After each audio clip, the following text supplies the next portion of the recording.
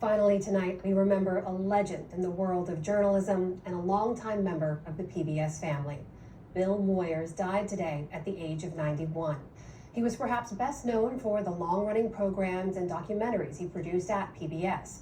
Some of those included the weekly Bill Moyers Journal, along with Now and special series including Joseph Campbell and the Power of Myth, which drew 30 million viewers at the time. Moyers covered stories in depth, frequently devoting whole episodes to a single issue such as Watergate, the Iran-Contra scandal, or poverty and racial justice. An ordained Baptist minister, Moyers was also a best-selling author of books on topics as wide-ranging as politics and poetry. He rose to prominence as a close aide and eventual press secretary to President Lyndon B. Johnson. He moved into journalism, also doing stints at CBS News over the course of his long career. And he became known for sharp and stinging insights into how money and politics are interwoven. Here he is warning about dangers to American democracy on his own program, Moyers and Company, back in 2013. We are so close to losing our democracy to the mercenary class, it's as if we're leaning way over the rim of the Grand Canyon, and all that's needed is a swift kick in the pants. Look out below. The predators in Washington are only this far from monopoly control of our government. They've bought the political system, lock, stock, and pork barrel, making change from within impossible.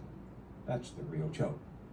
Joining us now are two NewsHour colleagues who worked closely with Bill Moyers over the years, special correspondent Tom Casciato and our own William Brangham. William, we'll start with you. I know you had a close, decades-long working relationship with Bill Moyers. What do you remember most about working with him, and what made that partnership so meaningful? Bill was just an incredibly generous and passionate and funny man. That his humor didn't always convey on TV, but he was a very, very funny person as well. He was my first job right out of college 34 years ago, and I became a journalist because of him. And I learned that a journalist, yes, you cover the company that spills the chemicals in the river, and the people that were hurt by that, and who wrote the legislation that allowed that, and who funded their campaign, but that a journalist also covers poetry and the arts and science. I remember Bill, I think it was in 1990, did a documentary about one song, about Amazing Grace. We did a documentary series about how we care for people at the end of their lives in America, and how we can do a better job of that. So he just had this incredibly huge, omnivorous, and curious mind. And I feel, as so many of his colleagues did, incredibly lucky to have worked with him. And Tom, you're en route to the Emmy Awards tonight, where you could actually win for a powerful, long-running project that you and your wife did with Bill Moyers, chronicling the lives of two families in Milwaukee. What did it mean to do that work with him? Well, it meant the world. We started in 1991. We've made a series of 5 films, Kathleen Hughes and Bill and I. The most recent one was last year, 2024. We asked Bill to work with us on that, and he said, "Oh no, Tom, I'm too old. You and Kathy can do this without me. Don't worry about it." And then as soon as we showed him a rough cut of the film, he said, "I want to do it. I want to do it." So we said, "Okay, you'll narrate it. We'll just bring a sound person to your apartment. Don't worry about a thing." He said, No, I want to go to the studio." So he and his walker and his full-time health attendant and Kathy and I went down, picked him up, went down to WNET studio, PBS studio in New York, and did the narration. And I've never seen him as happy. He was so glad to be in the game again, working on the film, making contributions to the script, significant ones, and still being Bill, still working till the end. And William, Bill Moyers was one of public media's fiercest advocates. Why did he fight so hard for it? What did he think made public media so special?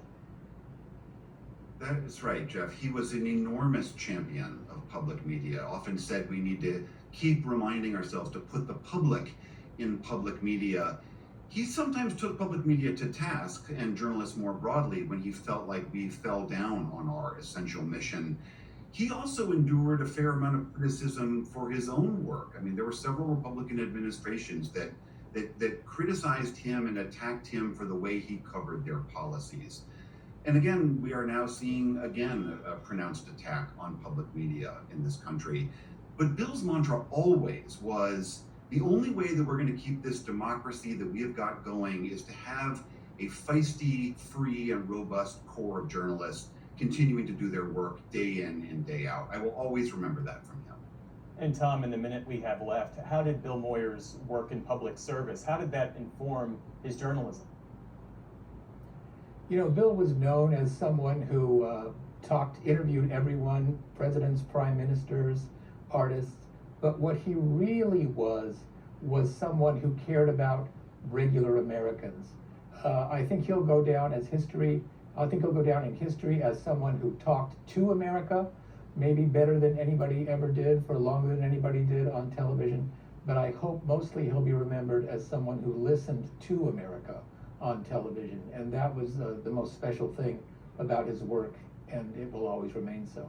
Certainly a voice of clarity and conscience in American life. Our condolences to his family and friends, and our thanks to the both of you, Tom Casciato and William Branham. Thanks, Jeff. And that is the NewsHour for tonight.